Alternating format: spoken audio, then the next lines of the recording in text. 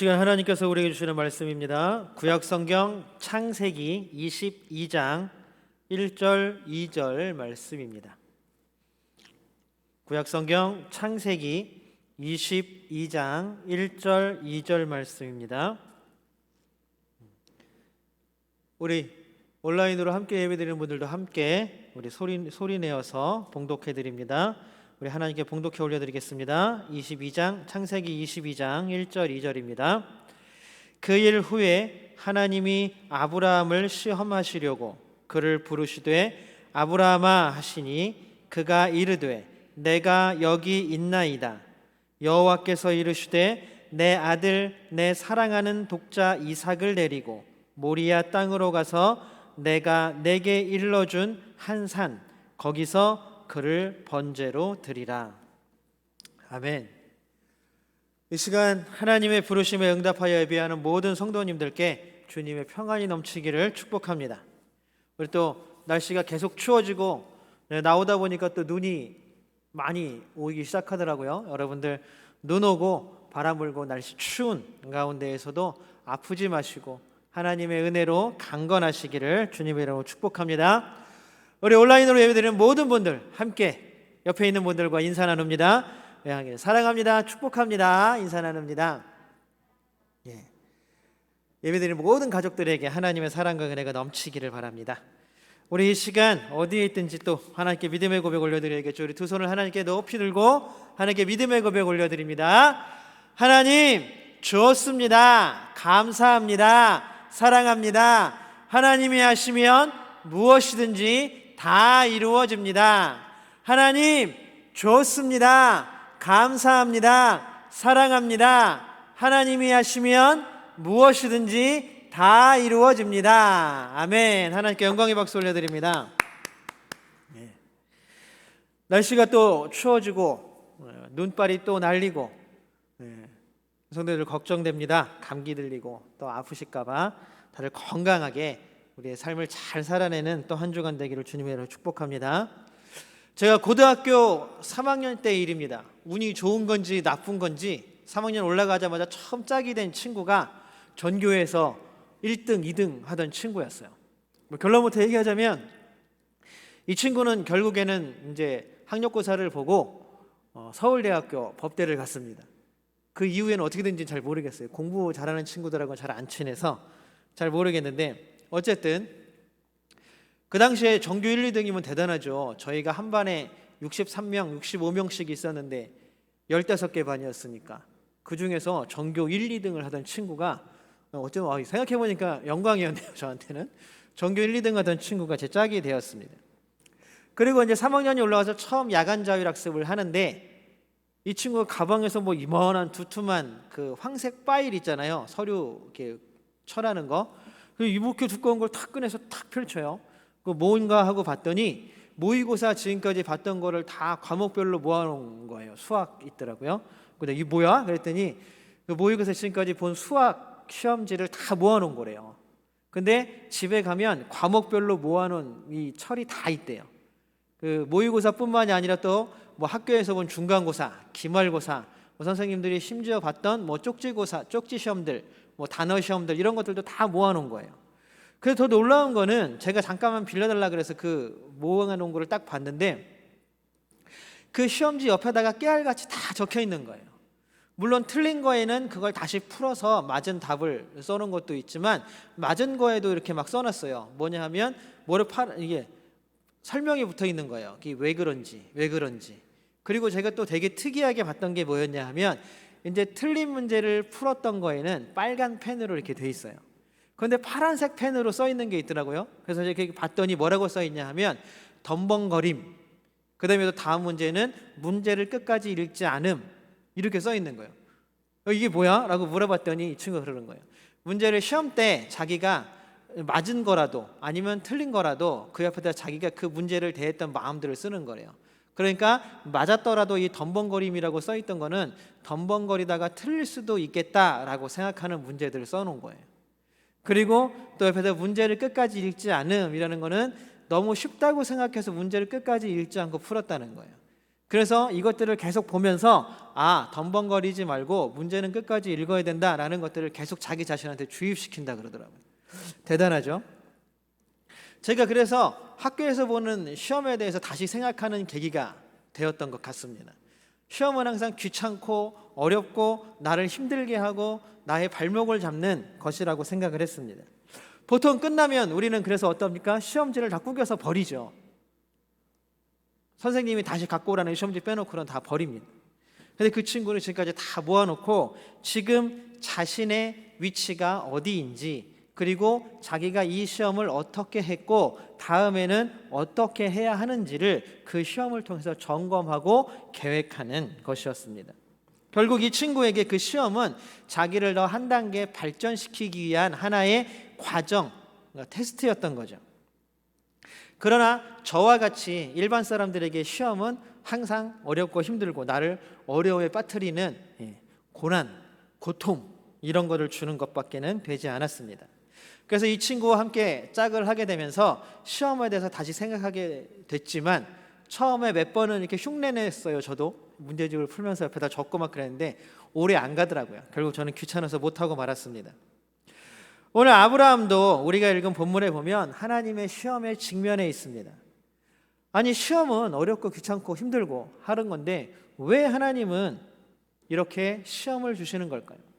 아브라함도 그렇고 우리도 그렇고 하나님이 주시는 복과 은혜와 사랑만을 누리고 살아간다면 정말로 행복할 텐데 하나님은 왜 우리에게 시험을 주시고 오늘 아브라함에게 시험을 주셨다라고 말씀하고 계실까요? 아브라함은 우리가 지금까지 살펴보았던 것처럼 이제 위기들을 다 넘겼고 하나님께서 이루어 주겠다고 하신 모든 약속들을 다 이룸 받은 것처럼 보입니다. 사라를 통해서 아들 이삭을 얻었습니다. 그리고 이 아들 이삭은 무럭무럭 자라나고 있습니다. 이 증거를 우리가 한번 22장 6절을 통해서 한번 볼까요? 우리 세 번역으로 한번 읽어보겠습니다. 22장 6절입니다. 같이 읽겠습니다. 시작. 번제에 쓸 장작을 아들 이삭에게 지우고. 번제라는 것은 제물을 태워서 하나님께 드리는 제사죠.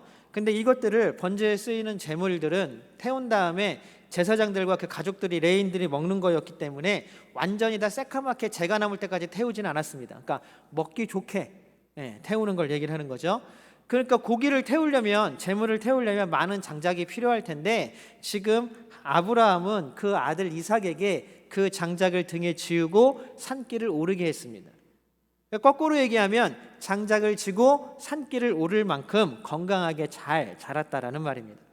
아들이 이렇게 건강하게 잘 자랐으니 아브라함에게 무슨 걱정이 있겠습니까? 얻지 못하던 아들, 그리고 또 하나님께서 약속하셨지만 믿지 못했던 아들이 태어나서 이렇게 무럭무럭 장성한 것입니다. 그리고 걱정거리였던 이스마엘, 다른 아들인 이스마엘도 하나님께서 직접 복을 내려주시겠다, 많은 민족을 이루게 해주시겠다라고 언약해 주셨습니다. 아브라함은 하나님을 믿는 사람이니까 그 언약 또한 믿었겠죠. 그러니 또 하나의 걱정이 없어졌습니다. 그리고 주변에 강력한 왕이었던 아비멜렉과도 평화협정을 맺었습니다. 우리가 지난 시간에 그것들을 보았죠. 빼앗겼던 우물도 다 돌려받았고 더 이상 우물을 빼앗기거나 땅을 빼앗길 염려도 아브라함에게는 없었습니다. 지금까지 살펴본 아브라함의 삶 중에 어쩌면 가장 평안하고 가장 안정적인 삶이 아브라함에게 왔습니다. 그런데 가장 안정적이고 가장 평안한 삶의 순간이라고 생각한 이 순간에 하나님은 아브라함을 시험하셨다라고 성경에는 나옵니다. 우리 1절 잠시 한번 읽어볼까요? 같이 한번 1절 읽어보겠습니다. 시작. 하나님이 아브라함을 시험해 보시려고 그를 부르셨다. 하나님이 아브라함을 시험해 보시려고 불렀습니다. 그런데 그거는 하나님이 아브라함을 시험해 보시려고 아브라함을 불렀는데 하나님이 아브라함을 부르는 그 순간에는 아브라함이 그것이 하나님이 나를 시험하려는 거구나 라는 생각을 했을까요? 못했을까요? 못했죠. 하나님은 지금 그냥 아브라함아 하고 부르시는 거예요. 그랬더니 뭐라고 얘기하냐면 하나님의 부름에 아브라함은 즉각적으로 응답합니다. 우리 나머지 부분 한번 읽어볼까요? 1절의 나머지 부분입니다. 같이 읽겠습니다. 시작. 아브라함아 하고 부르시니 아브라함은 예 여기에 있습니다 하고 대답하였다. 하나님께서 아브라함아 부르시니까 예 제가 여기 있습니다 라고 즉각적으로 대답했습니다. 아브라함이 하나님께 복받는 복의 근원이라고 일컬어지고 의인이라고 불리는 이유가 바로 여기에 있습니다. 아담과 하와가 죄를 범한 이후에 하나님이 아담아 내가 어디 있느냐라고 찾으실 때에 아담은 어떻게 했습니까? 하나님의 눈길을 피해 숨어버렸습니다. 하나님의 부르심에 대답하지 못했습니다. 그러나 아브라함은 오늘 즉각 하나님이 부르심에 응답합니다. 예, 제가 여기 있습니다. 지금까지 평안한 삶을 주신 하나님, 그 하나님을 아브라함은 잊지 않았다라는 사실입니다. 그리고 지금까지 하나님의 부르심에 숨어버릴 만한 어떠한 죄도 아브라함이 짓지 않았다라는 사실을 우리는 여기에서 알 수 있습니다. 그러니 더욱더 아브라함에게는 하나님의 은혜와 하나님께서 주시는 평안이 삶에 가득해야 하지 않겠습니까? 우리도 마찬가지죠. 우리가 매 주일 하나님께 예배드리고 하나님께 헌금하고 봉헌하고 교회를 위해서 헌신하고 봉사하고 우리가 성경, 요즘 성경 통독하는데 여러분들 다 읽고 계신가요? 어쨌든 하나님의 말씀대로 살려고 말씀을 읽고 다시 묵상하고 어떻게 사는 것이 하나님을 사랑하는 삶인가를 고민하고 계획하고 또 그렇게 살려고 애쓰고 있는데 왜 우리의 삶에는 어려움과 힘듦과 고난이 닥쳐올까요? 어쨌든 하나님은 아브라함을 시험하시려고 오늘 불렀다라고 말씀하십니다. 그러면 하나님의 시험은 무엇이고 아브라함에게는 어떤 의미가 있을까요? 이제 하나님께서 아브라함을 시험하신 것이 우리의 삶에는 어떤 의미로 다가올까요? 우리 같이 한번 찾아보는 시간이 되기를 소망합니다. 우리 2절 같이 한번 읽어볼까요? 2절입니다. 하나님 우리 같이 한번 읽어보겠습니다. 2절 같이 읽겠습니다. 시작. 하나님이 말씀하셨다. 너의 아들 내가 사랑하는 외아들 이삭을 데리고 모리아 땅으로 가거라. 내가 너에게 일러주는 산에서 그를 번제물로 바쳐라. 아브라함에게 아들을 하나님께 바치라고 말합니다. 근데 그냥 바치는 것도 아니에요. 뭘로 바치라고요? 번제물로 바치는 거예요. 번제는 제가 아까 말씀드렸지만 하나님 앞에 제물을 태우는 거예요. 그러니까 직접적으로 얘기하면 아브라함한테 아들 이삭을 제단에다 올리고 불에 태워 죽이라는 거예요. 여러분 이해가 가십니까? 아니 사라를 통해서 아들 하나 없다가 하가를 통해서 얻은 이스마엘밖에 없다가 아브라함이 100세가 되어서야 얻은 아들입니다. 아니 얻었다라고 하기에는 하나님께서 약속하시고 그 약속의 증표를 주신 것이 누구입니까? 바로 이삭입니다. 우리 창세기 17장 19절 한번 읽어보겠습니다. 창세기 17장 19절입니다. 세 번역으로 한번 읽어볼게요. 시작. 하나님이 말씀하셨다. 아니다. 너의 아내 사라가 너에게 아들을 낳아줄 것이다. 아이를 낳거든 이름을 이삭이라고 하여라. 내가 그와 언약을 세울 것이니 그 언약은 그의 뒤에 오는 자손에게도 영원한 언약이 될 것이다. 하나님께서 친히 주신다고 말씀하셨습니다. 아니 이름도 이삭이라고 직접 하나님께서 지어주셨잖아요. 아니 그런데 이제 와서 아이가 무럭무럭 장성하고 그 아이를 보는 것이 기쁨, 모든 전부, 기쁨의 전부였던, 삶의 전부였던 아브라함에게 그 아들을 번제물로 바치라고 하십니다. 아버지에게 이렇게 가혹한 일이 있을까요? 아무리 하나님이시지만 너무한 것 아닙니까? 우리의 삶 가운데에도 하나님 이건 너무한 것 아닙니까? 하나님 왜 저에게 이런 고난과 이런 어려움이 닥쳐옵니까? 하나님 왜 저를 시험하십니까? 하나님 왜 나를 시험하십니까? 라고 가슴을 칠 때가 여러분들은 혹시 있으십니까? 아마 지금 아브라함의 마음이, 아브라함의 심정이 이럴 것입니다. 우리가 다음 주부터 다시 한번 볼 3절부터 나오는 게 하룻밤의 차이가 있습니다. 그 하룻밤 동안 아브라함이 겪었을 심적 고난, 마음의 고통, 여러분들 혹시 상상해 가십니까? 어쩌면 그거에 버금가는 고난과 고통을 우리도 겪지 않았을까요? 여러분들에겐 어떤 아픔이, 어떤 괴로움이 시험으로 다가와 있습니까? 도대체 왜 이렇게 가혹한 일을 하나님께서 아브라함에게 말씀하셨을까요? 왜 시험은 아브라함에 이렇게 가혹하게 다가오고 우리에게 어려운 상황을 만들까요? 우리가 여기서 조금 더 집중해서 보아야 할 단어들이 있습니다. 바로 시험이라는 단어입니다. 이 시험이라는 단어는 히브리어로 나사라는 단어이고, 오늘 여기서 쓰였던 하나님이 아브라함을 시험하시려고 일 때에는 그 나사라는 동사의 니팔형인 니사가 쓰였습니다. 이 말은 총 모세오경에 20번이 나오는데 총 20번이 나오는데 이 창세기에만 14번이 등장합니다. 그리고 주로 이 니사, 시험하는 주체가 누구로 이때 나오냐면 하나님이 이 시험의 주체자일 때 사용하는 단어입니다. 그러니까 결국 이 니사라는 단어가 쓰였다면 하나님께서 주신 시험이라는 뜻입니다. 마귀나 사탄이 주는 것이 아니라 하나님께서 시험하시기 위해 주신 것이라는 것입니다.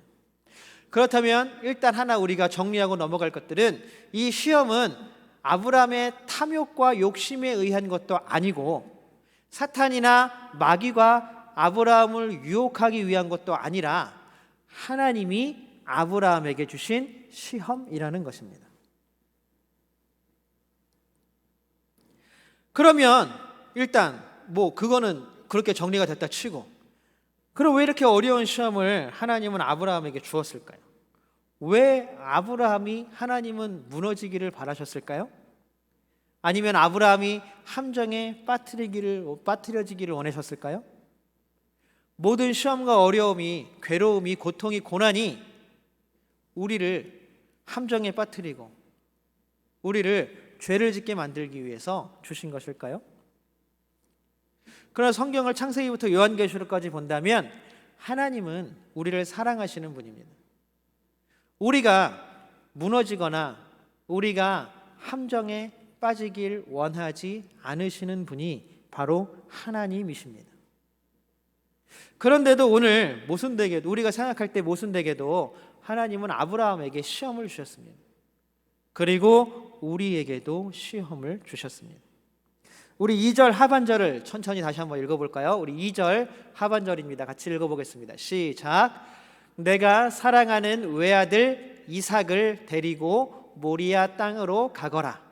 내가 너에게 알려주는 산에서 그를 번제물로 바쳐라 입니다. 모리아라는 지방은 말씀해 주셨지만 어떤 산인지는 잘 모릅니다. 막막합니다. 아들을 번제물로 바치는 것도 막막한데 어딘지도 모르는 곳, 하나님께서 지정해 주시는 곳을 찾아가야 합니다. 여기서 아브라함의 소명이 사였던 12장 1절이 우리의 뇌리 속에 떠오릅니다. 우리 창세기 12장 1절 모세의 소명장 한번 읽어볼까요?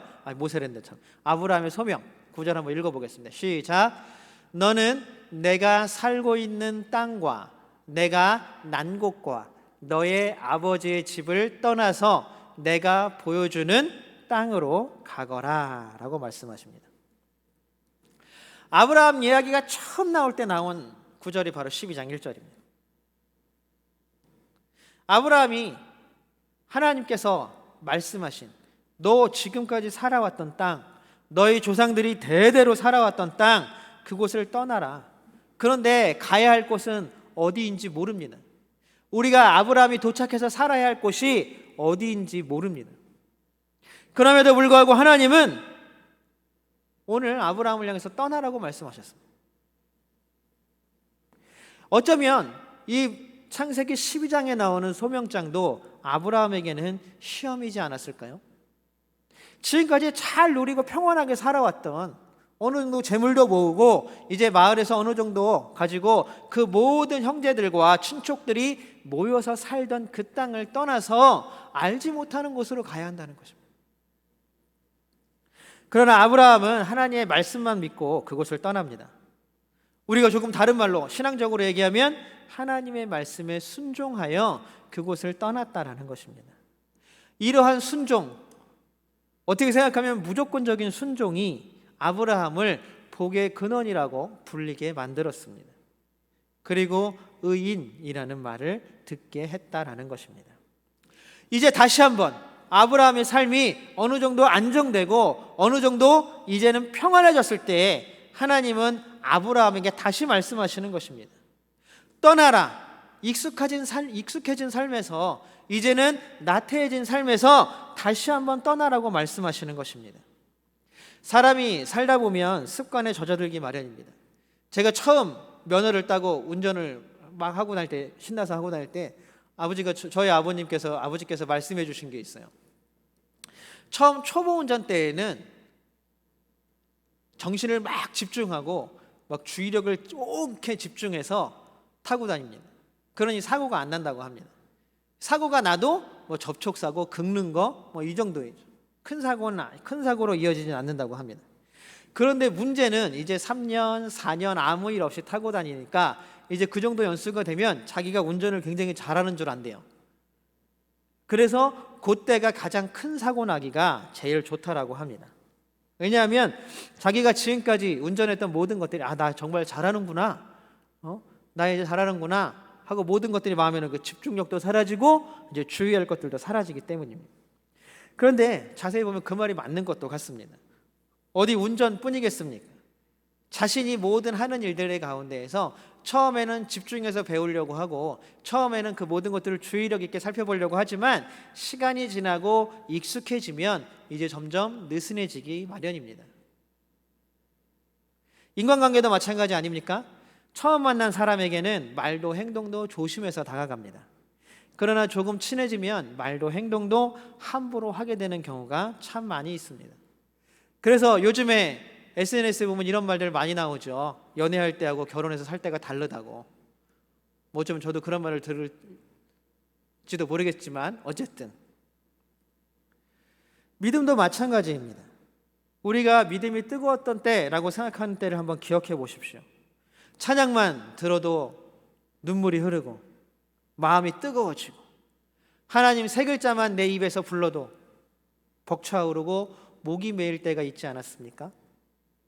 내 모든 것을 다 주어도 아깝지 않다고 생각할 때가 혹시 있지 않았습니까?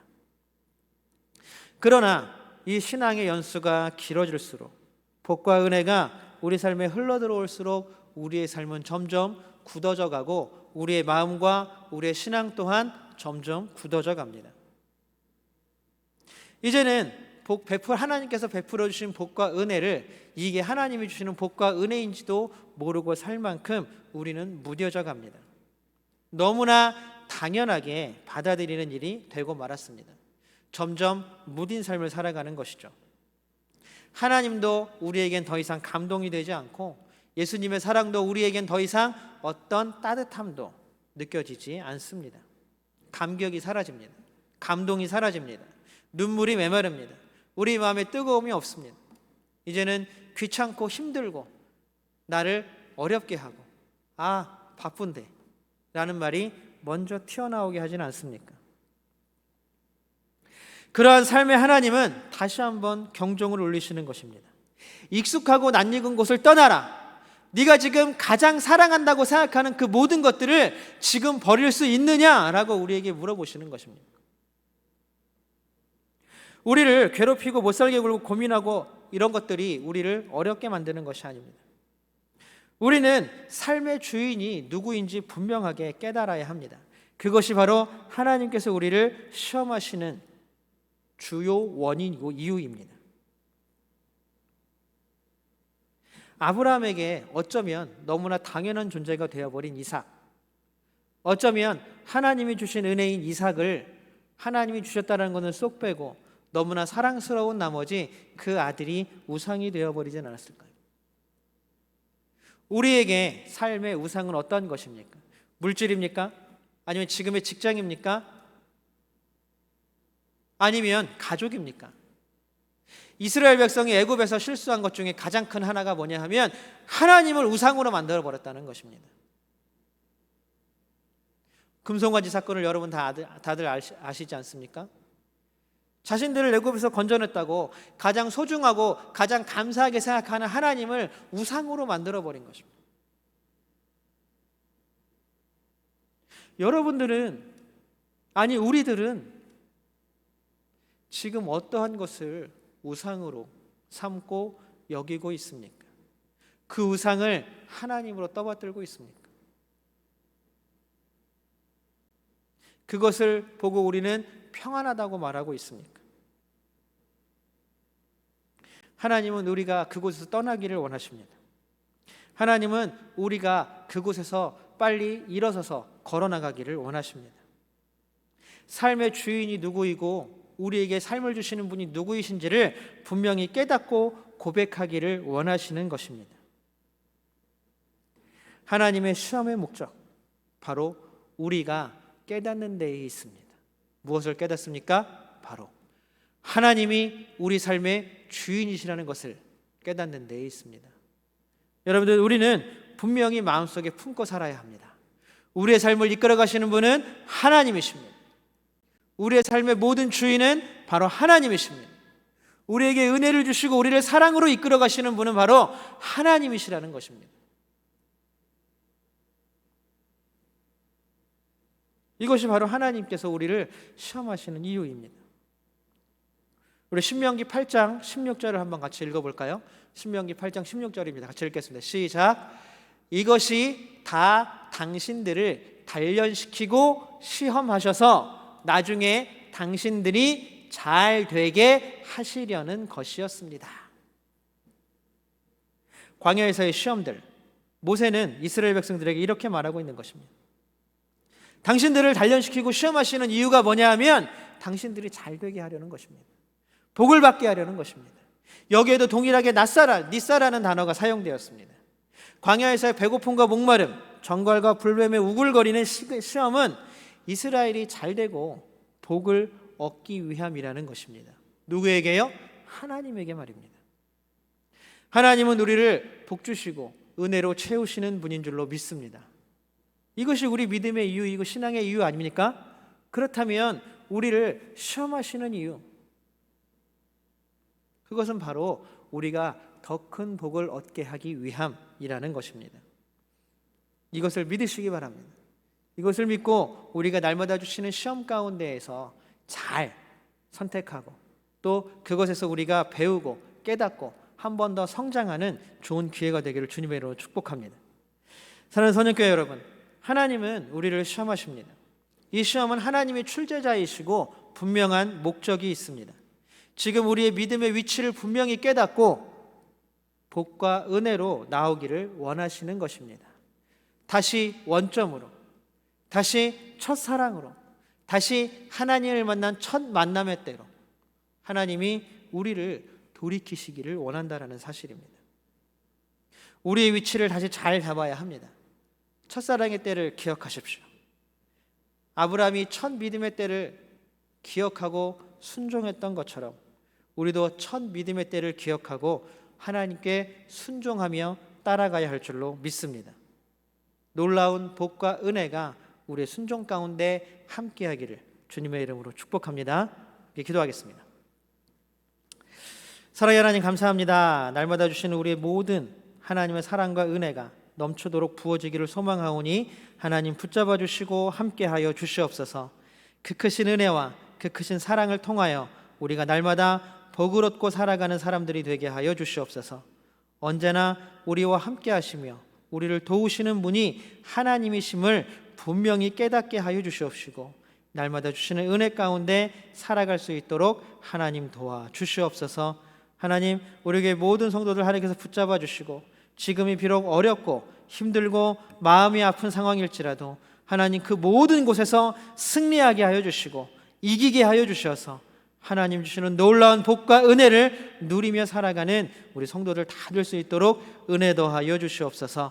하나님께서 이끌어 가시는 삶이 되게 도와주시고 삶의 주인이시며 삶을 이끌어 가시는 모든 능력이 하나님께 있음을 고백하는 우리 모두가 되게 하여 주시옵소서. 한 주간의 삶 또한 하나님께서 인도하여 주시고 하나님께서 이끌어 주시고 날마다 주시는 복과 은혜가 넘쳐나는 삶이 될 수 있도록 하나님 도와 주시옵소서. 언제나 함께 하시며 도우시는 임마누엘 예수님의 이름으로 간절히 기도드리옵나이다. 아멘.